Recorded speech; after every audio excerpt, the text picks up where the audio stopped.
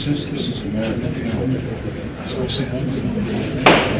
My name is Ron Pei. I am a juror in the production. My day job, I work as an assistant baker for No Moo Cookies, which bake vegan and dairy-free cookies. I'm Marion Walter. I play one of the stenographers in Witness for the Prosecution. I'm retired from Roman Haas after 48 years. I'm Regina Gluhosky. I play Miss Barton, the assistant to the prosecutor, and my daytime job is in human resources for a restaurant franchise. A pro-am production is a production in which professional actors appear with members of the community, or amateurs. And the word amateur sounds like a pejorative, but it's not. Amateur actually means for love. And I happen to be a huge admirer of the fact that there are members of our community that are curious enough and want to be involved with the theater on a level in a professional production. It takes a huge commitment of time and energy, and we have 28 amazing members of our community that are involved in this production. Witness for the Prosecution was fascinating to me as a pro-am production because Agatha Christie herself had such a love of community and amateur theater. She felt that the amateur actor was the basis of true passion in theater, and I thought that was just wonderful.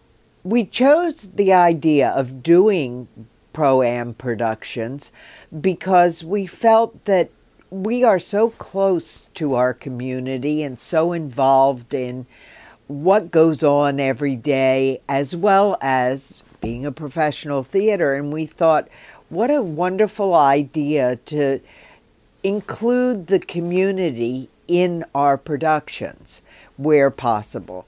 And to that end, about 5 years ago, I went out to Cornerstone Theater in Los Angeles, who actually pioneered this kind of thinking about the community being involved in professional theater, and spent a week doing a workshop there.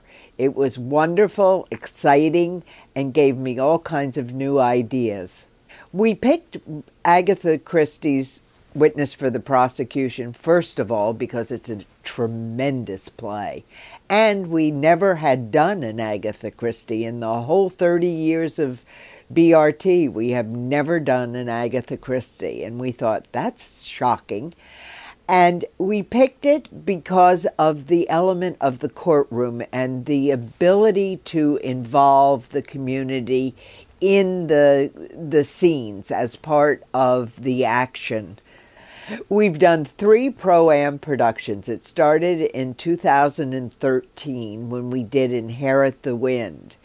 That was followed in 2015 with Enemy of the People, and now we are in our 30th anniversary season with Witness for the Prosecution. The biggest challenge behind the pro-am production is, first of all, getting the number of people in the community who are interested in being involved down to a manageable number without hurting anybody's feelings, number one.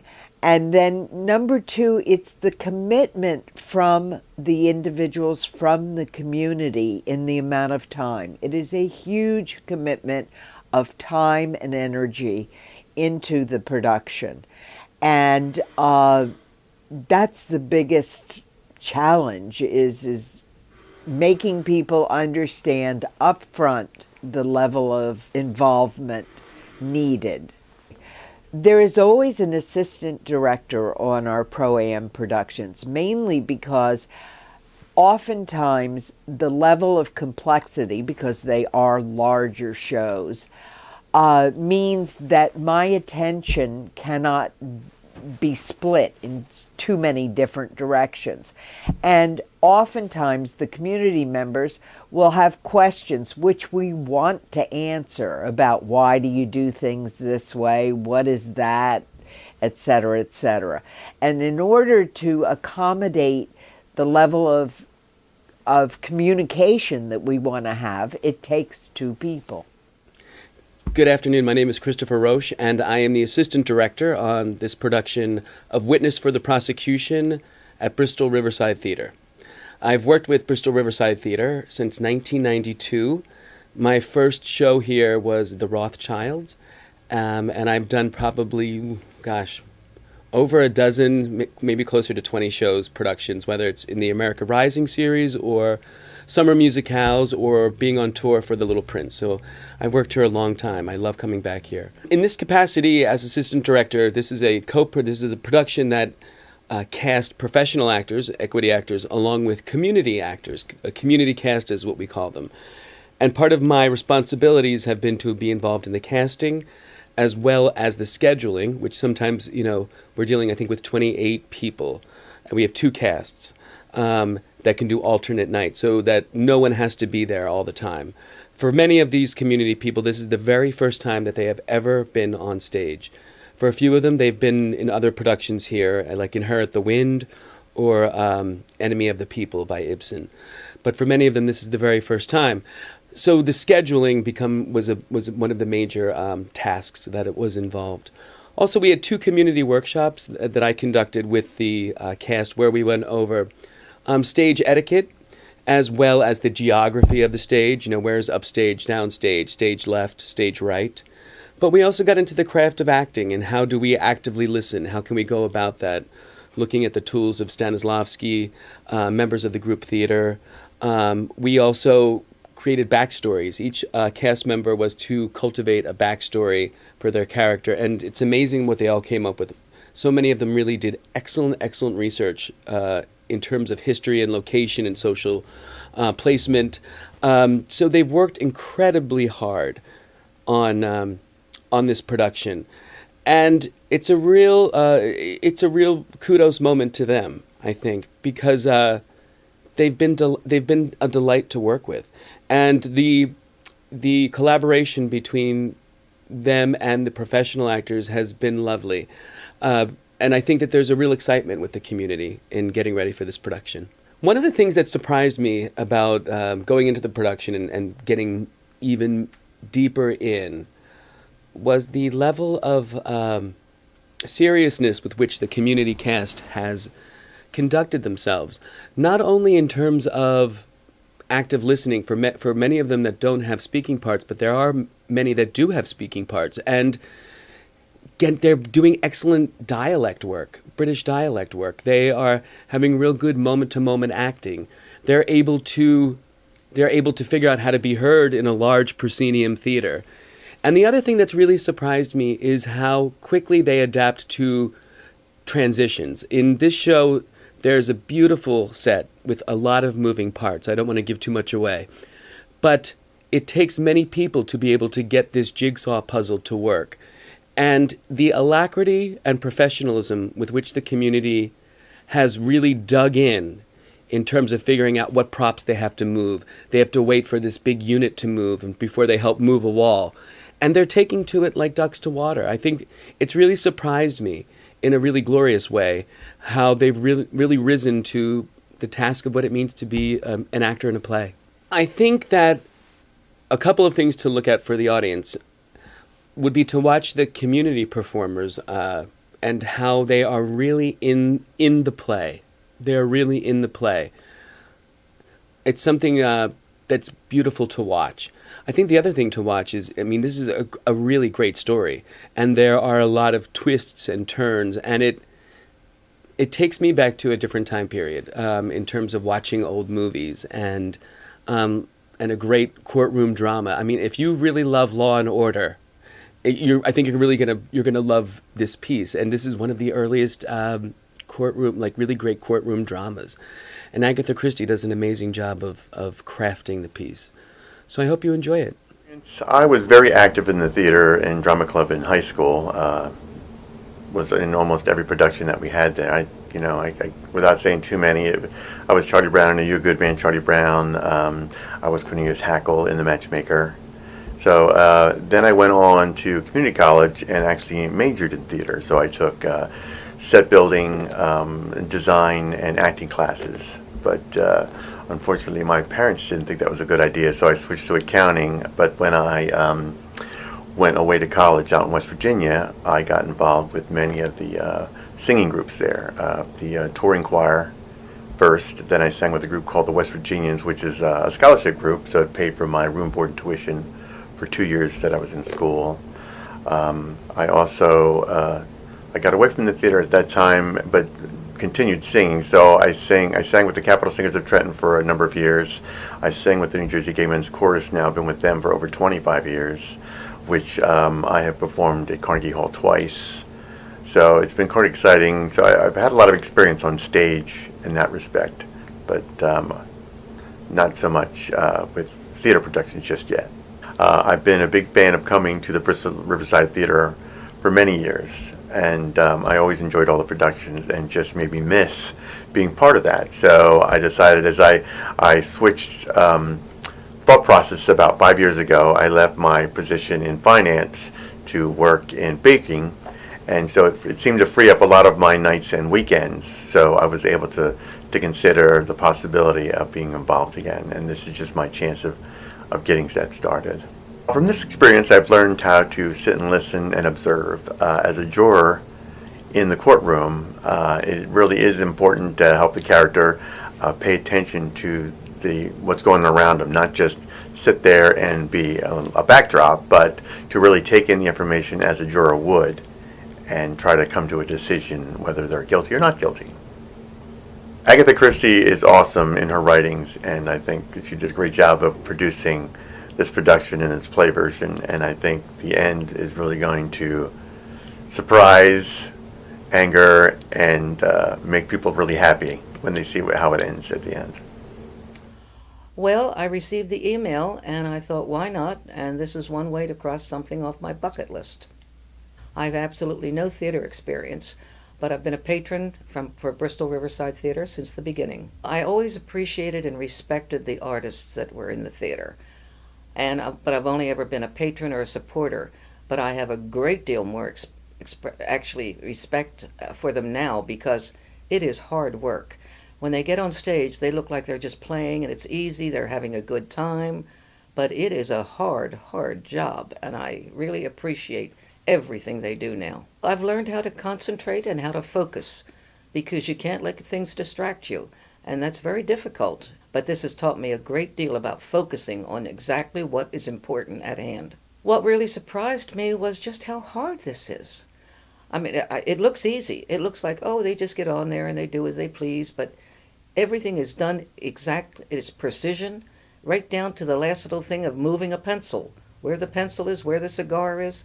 It's precise, and it's just like a well-oiled machine. Everything has to work perfectly. If you're interested in this sort of thing, or even if you're not interested in this sort of thing, I would say you definitely ought to try it. It will give you a greater appreciation for the theater, and it would be a wonderful way to get more patrons and more supporters, because once you go through this, you will support the theater. For this particular production, I would just say keep an open mind. There's sort of twists and turns, and it'll surprise you, but just keep an open mind. And it's always fun to me, maybe between your friends, to try to guess what's going to happen. And then the person that guesses right gets a prize. I did theater regularly in high school, but since then it's kind of been hit or miss. When I get the opportunity, I do. And I've done 3 productions here at BRT, and I find all of them just so fun and rewarding. There's so much that you do learn from an experience like this. When Susan does a pro-am production, she usually tries to make it in a community setting. And just that whole thought of community, both in front of the stage and behind the stage, it does take a village to put a play together. I know that phrase is overused frequently, but there are so many people who do so many things and are so talented that all they are a little blurb in the program, but they are phenomenal at what they do. So that was one of the big things I learned.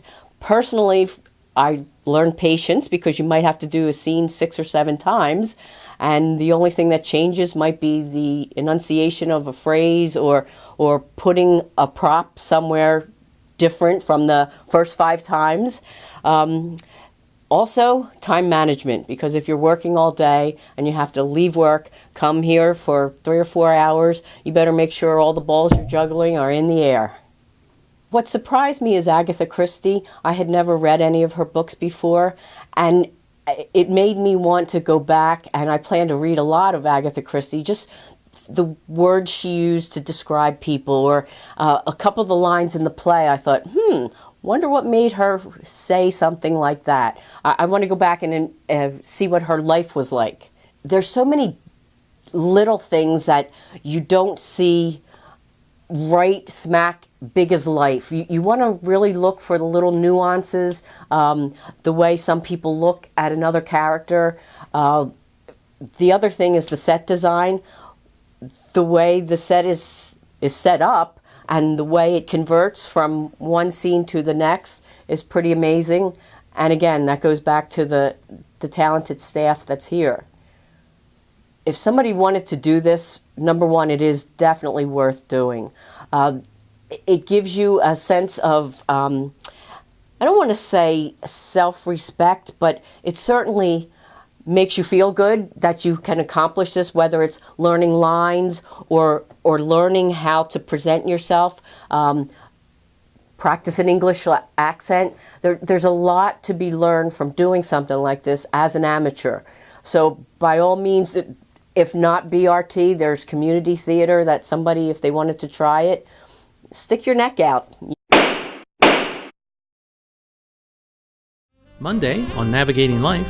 We are going to be talking about the importance of maintaining and controlling your balance as we age. If you don't challenge your balance, it doesn't get better. Check out a new episode of Navigating Life every Monday at couriertimes.com. Tuesday on Cook This. I'm making a cinnamon potatoes with a yogurt dill sauce. I know what you're thinking. Cinnamon on potatoes? So good. Check out a new episode of Cook This every Tuesday at couriertimes.com. Thursday on Eat This. This is a pan-seared scallop served over pumpkin risotto. And this is just one of the incredible dishes here at Royalties at the Mansion Inn in New Hope. Check out a new episode of Eat This every Thursday at couriertimes.com. Friday on Cheers to You. We're here at Cutain Vineyards, which is another stop here in the Bucks County Wine Trail, except this winery is a little different. It also offers a dessert wine that's made from dandelions. New episodes of Cheers to You every Friday at couriertimes.com. Friday on In the Garden. Today we're at Howell Living History Farm. People can visit throughout the year, helping us with the actual farming operations. Check out a new episode of In the Garden every Friday at couriertimes.com. Sunday on Ask the Pet Vet.